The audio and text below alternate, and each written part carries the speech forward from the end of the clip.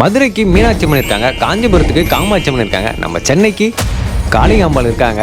இந்த கோயில் எங்க இருக்குன்னு சொல்றேன், டைம் இருக்கவங்க போயிட்டு வாங்க. அதுக்கு முன்னாடி day 12 of 30 days 30 temple videos 200K followers challenge. இந்த வீடியோக்கு லைக் பண்ணிட்டு நம்ம பேஜை ஃபாலோ பண்ணி சப்போர்ட் பண்ணுங்க. இந்த கோயிலோட பேரு காளிகாம்பாள் கமடேஸ்வரர் திருக்கோயில். ரொம்ப பழமை வாய்ந்த இந்த கோயில் நம்ம சென்னை பாரிஸ் கார்னர்ல ஓல்டு ஜார்ஜ் டவுன் சொல்லப்படுற தங்கசெட் ஸ்ட்ரீட்ல தான் இருக்கு. நம்ம சென்னை பீச் ஸ்டேஷன்ல இருந்து இந்த கோயிலுக்கு நீங்க ஈஸியா ரீச் பண்ணிடலாம். பாரதியார் பிராட்வேல தங்கி இருக்கும்போது யாதுமாகி நின்றாய் காளி என்ற பாடலுமே பாடியிருக்காரு. சத்ரபதி சிவாஜி 1677ஆம் ஆண்டு இந்த கோயில்ல இருக்க காளிகாம்பாளை தரிசனம் பண்ணதா இந்த கோயில குறிப்பிட்டிருக்காங்க.